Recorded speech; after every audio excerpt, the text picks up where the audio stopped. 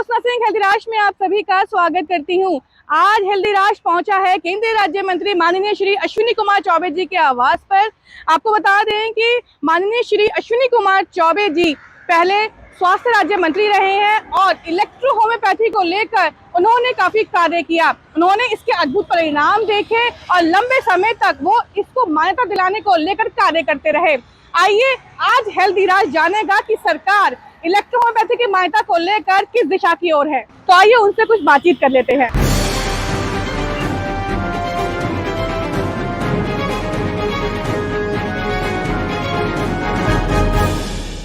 Electro homeopathy चिकित्सा, जिसको विश्व की 5वीं चिकित्सा पद्धति भी कहा जाता है,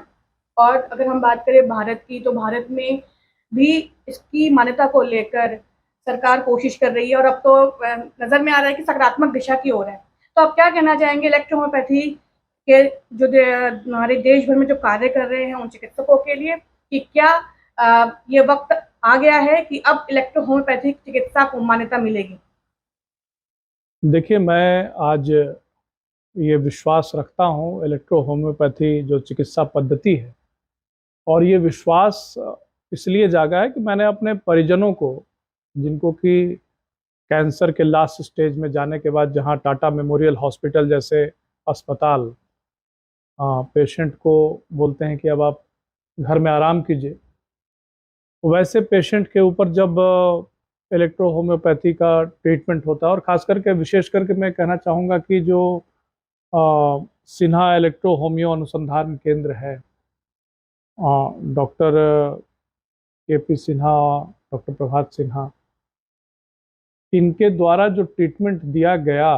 तर पेशेंट के अंदर देखा, हमारे चाचा जी थे, जो व्यक्ति कराह रहा हो, जो बेड पर बिल्कुल निरीह होकर के सो रहा हो, जिसको बहुत ज़्यादा तकलीफ़ हो, जो खाने पीने में अक्षम हो जाए, वैसा व्यक्ति अगर आधे घंटे के अंदर में ये ट्रीटमेंट देने के बाद, जो कि बाहर से एप्लीकेशन था दवा का, और ये तुरंत उठ करके बैठ जाते हैं और वो खुद से जो बोल नहीं सकते थे वो बोल रहे हैं, तो इस प्रकार का ट्रीटमेंट मुझे लगता है कि निश्चित तौर पर गुणकारी जब ट्रीटमेंट होता है तो उसका असर भी साक्षात दिख जाता है। इसे लाइव डेमोन्स्ट्रेशन में ही सब कुछ क्लियर हो जाता है। तो इसके लिए ज़रूरी नहीं है कि बहुत ऐसी दवा हम लोग खाते हैं, अलग अलग विधा है, उसका दवा लोग प्रयोग करते हैं, तो शायद वो नहीं कर पाता होगा आपको ठीक। तो ये विश्वास की भी बात है। और दूसरी बात मैं कहना चाहूँगा, आपने जो पूछा कि इलेक्ट्रो होम्यो जो इसको तुरंत रिकॉग्निशन के दिशा में कारगर कदम उठे हैं, लगातार प्रयासरत रहे हैं, जो सेहक तो है ही, इसके साथ जो लोग इन लोगों के साथ संबंध रखते हैं वो लोग लगातार निरंतर इलेक्ट्रो होम्यो को बढ़ाने की दिशा में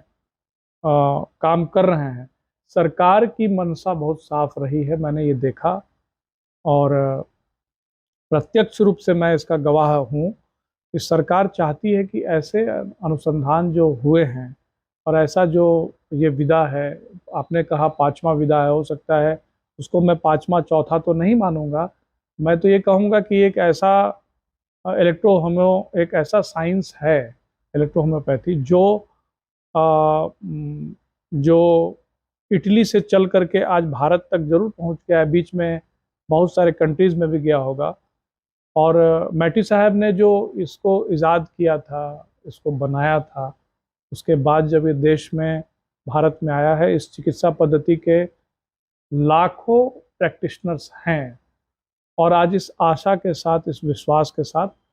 वो गवर्नमेंट, भारत सरकार की ओर देख रहे हैं कि इन्हें रिकॉग्निशन मिले, ताकि जब कुछ रिकॉग्नाइज्ड हो जाता है तो लोगों को भी विश्वास बढ़ता है। अभी क्या हो रहा है कि जानकारी के अभाव में लोग हो सकता है वहाँ तक नहीं पहुँच पा रहे हो। ट्रीटमेंट लाइन क्लियर है, ट्रीटमेंट हो भी रहा है, तो जो भी कुछ कमी बेसी होगा, मुझे लगता है कि आने वाले समय में ये समय आ चुका है, बॉटल नेक पर आकर के कुछ रुका हुआ है, और जल्दी ही ऐसा समय आएगा कि ये पूर्ण रूपेण ये रिकॉग्नाइज्ड होगा, और एक डॉक्टर जिसको आप कह सकते हैं, चिकित्सक का मतलब होता है जो चिकित्सा करे। अब इस पद्धति के चिकित्सकों को भी विश्वास जागेगा तो निश्चित तौर पे जो पेशेंट्स आपके हैं उनको ट्रीटमेंट के लाइन पर हम लोग काम कर पाएंगे। और एक चीज़ और कहना था कि जो पेन एंड पैलेटिव केयर होता है उसमें जहाँ विश्व जवाब दे चुका है, बाकी साइंस मैं देखता हूँ कि उसमें स्थिर हो जाते हैं, वहाँ पर अगर ये इलेक्ट्रो होम्योपैथी चिकित्सा पद्धति कारगर सिद्ध हो रहा हो तो समाज कल्याण के लिए ये इससे बेहतर कोई मुझे लगता नहीं है कि और कुछ सिस्टम होगा। और भी सिस्टम है, लेकिन ये एक ऐसा अनुभव देता है जहाँ पे लोग बिल्कुल हार जाते हैं, वहाँ पर कुछ आसरा मिलता है। मेरा अगला प्रश्न यही है कि इतने लंबे समय से इलेक्ट्रो होम्योपैथी के चिकित्सक हैं वो लड़ाई लड़ रहे हैं, और जैसे कि डॉक्टर के पी सिन्हा की हम बात करते हैं, उन्होंने एक अद्भुत खोज की है गैंगेनॉल फोर्ट, जिसका आपने बताया कि उसके जो स्वयं आपने उसका एक्सपीरियंस भी किया है, उसके अद्भुत जो रिजल्ट हैं आपने देखे हैं। उसके बाद इतना लंबा समय क्यों लग रहा है कि अभी तक जो इलेक्ट्रो होम्योपैथी है उसको मतलब लोग की जानकारी से दूर है, लोग उस तक पहुंच नहीं रहे हैं, जबकि कैंसर पे ये बहुत अच्छे परिणाम दे रहा है। देखिए, मैं यही कह रहा हूँ कि रिकॉग्निशन के मार्ग में जो बाधाएं आ रही हैं, जो परिणाम आ रहे हैं वो तो अपने जगह पर सही है, लेकिन ये परिणाम खुद से जाकर के सरकार को तो बोलेंगे नहीं। तो इसका जो ट्रांसक्रिप्ट्स है, इसके जो व्यापक शोध जहाँ जहाँ हो रहे हैं, उसका जो एकीकृत करके उसको एक जगह पर दर्शाने की आवश्यकता है। अलग अलग लोग अलग अलग दर्शा रहे होंगे, मुझे जानकारी नहीं है, लेकिन जो टेस्टिमोनियल्स होता है वो सब कुछ बयां कर देता है। आज जो ये जो शोध हुआ, ये रिसर्च चल रहे हैं, जो ये इलेक्ट्रो होम्योपैथी सिस्टम आया, जो मैटी साहब ने इटली में पहले किया होगा, तो उसके सारे टेस्टिमोनियल्स होंगे कि ये किस प्रकार का विद्या है। और अगर उसको सही रूप में सरकार के सामने पेश किया जाएगा, उससे जुड़े हुए रिसर्च को दिखाया जाएगा, तो मुझे लगता है कि सही प्रपोजल की कमी कहीं ना कहीं हो रही थी। और मेरे जानकारी में है पिछले 1-1.5 वर्षों से सही प्रपोजल सही जगह पर चला जाए तो जानकारी पूरी हो जाए, ये किया जा रहा है। और सहक ने ये किया भी है कहीं ना कहीं। इसके अलावा मैं ये भी आह्वान करना चाहता हूँ कि इलेक्ट्रो होम्योपैथी इस साइंस से जुड़े हुए जो भी प्रैक्टिशनर्स, डॉक्टर्स,